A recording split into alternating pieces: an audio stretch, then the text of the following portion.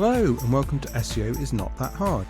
I'm your host, Ed Dawson, the founder of keywordspeopleuse.com, the place to find and organise the questions people ask online. I'm an SEO, developer, affiliate marketer and entrepreneur. I've been building and monetising websites for over 20 years and I've bought and sold a few along the way. I'm here to share with you the SEO knowledge, hints and tips I've built up over the years. Hello and welcome to this latest episode of SEO is Not That Hard. Before we get into today's tips, just wanted to say one thing, and that is when I first wrote these tips, they originally went for keywords people use to go on the display screen when long reports are running, what reports that might take sort of 30 seconds or more to run. They just flash up these short tips, I think it's every 10 seconds they change, and they're really, really short, and they run in a random order.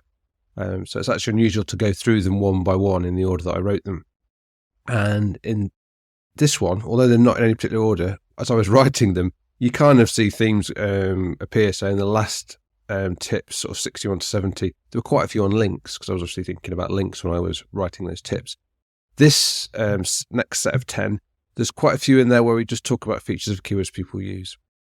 So I don't want this to sound like a big advert for keywords people use, but it's going to get mentioned a bit more than in some of my other podcasts. So I do apologise up front for that one. A lot of people who listen to the podcast are users of keywords people use, so you might find it useful. And if you have never tried keywords people use, then maybe it'll inspire you to take a look. So anyway, with that said, let's get into them. So tip 71, use breadcrumbs on your site to help people and Google navigate and understand hierarchically related pages. So breadcrumbs work as a great way to enforce great internal linking on your site and to indicate the hierarchy and relationship between your pages. And they also help users see quickly where on a site they are and to move around within the site. Breadcrumbs you'll be familiar with. You'll have seen them on other sites. They're normally just under the navigation, normally top left-hand side of the page. And it'll just normally start with home and then a little arrow or a pipe sign, and then all the different pages where you are on that page. So you can quickly go backwards between category pages if you're in a sub-page of a category. So they're really, really good. And you can use schema markup with them to help describe to Google that it's a breadcrumb and how we breadcrumbs fit together. So yeah, top tip, use breadcrumbs. Tip 72, use schema markup on your site wherever you can. It helps Google understand the information on your page. Now, schema markup is structured data in a specific format that's machine readable so that Google can read and understand specific content in your web pages. So there's schema for all sorts of entities, like I just mentioned. There's schema markup for breadcrumbs, there's schema markup for people, organization, products, and much more. You can learn more about what schema markups are available by going to schema.org or just Googling schema. And really strongly recommend that you implement any kind of schema you can. Tip 73, want to see how topics trend over time and what's trending now? Try Google Trends. Now, what people search for changes over time. So some topics wax and wane, others are very seasonal, some are one-hit wonders. Google Trends allows you to see how popular different keyword searches have been over time and to compare them to other keywords' popularity over the same time period.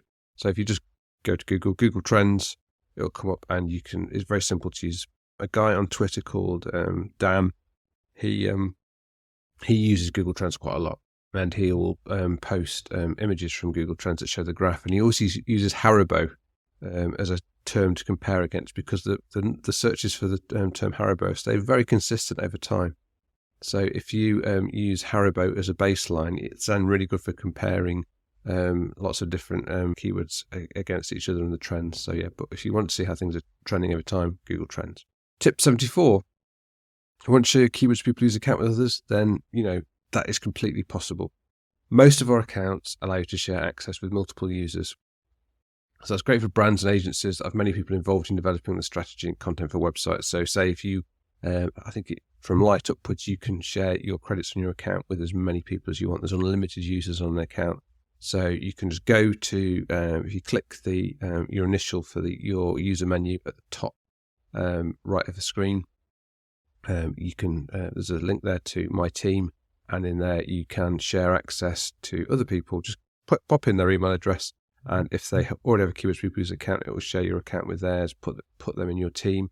And if they're not already a keywords people use account holder, it'll send them an email, invite them to sign up for a free account that they can then access your account and your credits. Tip 75. Our graphical results are great, but make sure to click the other tabs for more data and related information. Now, this is another keywords people use tip. We know from customer feedback how people love our graphical representations of keyword relationships and keyword clusters. However, to get the full picture, don't forget to explore the other tabs where even more data and insight is available. So yeah, and in those places you can also, as well as download the images, you can also download data in CSV format, so you can take it and manipulate it elsewhere. So always make sure to see all the information rather than just looking at the images.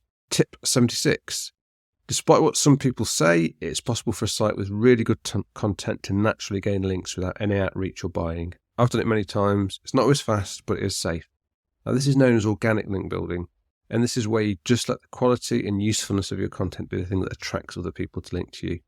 It's not always as quick as if you try to take shortcuts like link buying, but it is the safest method of link building, and over time it becomes the one which is hardest to beat, because this is where you will get the links from the kind of places that will never listen to outreach, will never sell a link, but will only link editorially. And yeah, it isn't the fastest always. It can be fast sometimes with keywords people use. If you want to look at the backlink profile of keywords people use, that is a classic, totally organic backlink profile. We've never done any outreach. We never did any digital PL. We've never done anything other than just created a great tool, a great site, and we just tweeted about it a little bit just to say, hey, look what we've built. But every single link that has come to that has come naturally, and that did actually come quite quickly. But I've got other sites where it's taken a little bit longer. But as long as you make something good, then in time it will get links, and they are safe. A, it costs you nothing, and B, you're safe from being penalised because there is nothing dodgy in your backlink profile.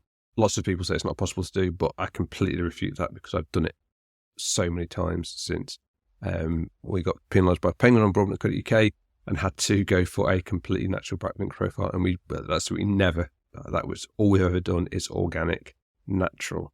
We've never done any outreach, nothing, and it's worked perfect. Tip 77. Don't be afraid to link to other websites when it's relevant and makes sense for your audience. I think many websites should be linking out to others more than they do, and you'll see in these tips, if you look at the web version of these tips, I've actually linked to many other websites where it made sense to. This is, if nothing else, it's good and helpful for your site visitors because you're going to show them related content that you approve of editorially. And Google wants websites to be helpful. So if you're helpful by linking to good resources, it can only be good for you. And often, sometimes if you linked somewhere else, if they spot it, they might actually link back to you in some cases. You can't guarantee it, but it does sometimes happen. But if it's good for your users, then do it. Tip 78. Does running ads on Google help your search rankings? The answer is no.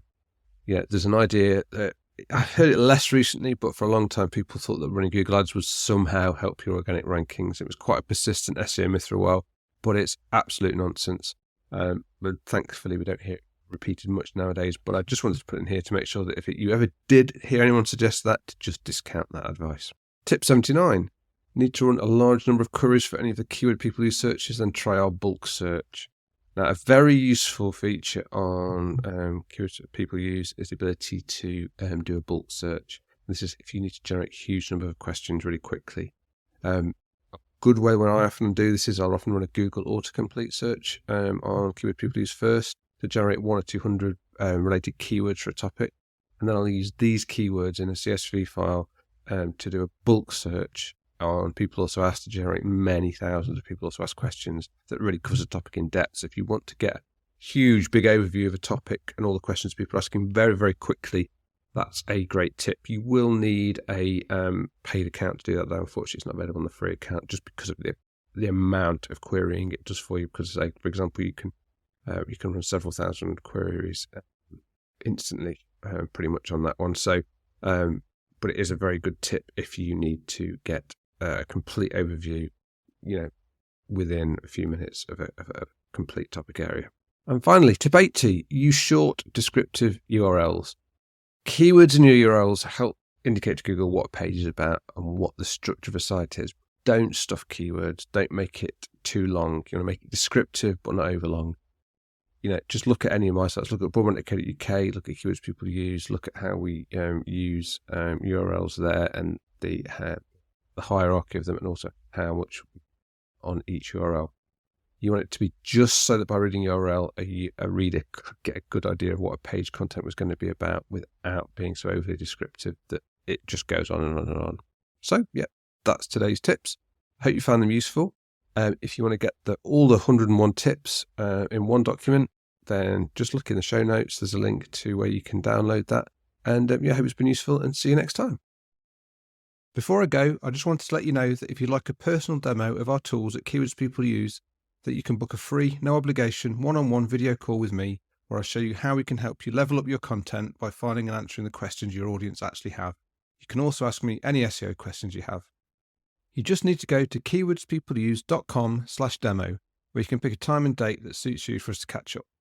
Once again, that's keywordspeopleuse.com/demo, and you can also find that link in the show notes of today's episode. Hope to chat with you soon.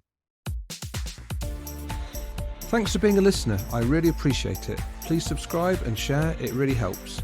SEO is not that hard. It's brought to you by keywordspeopleuse.com, the place to find and organise the questions people ask online.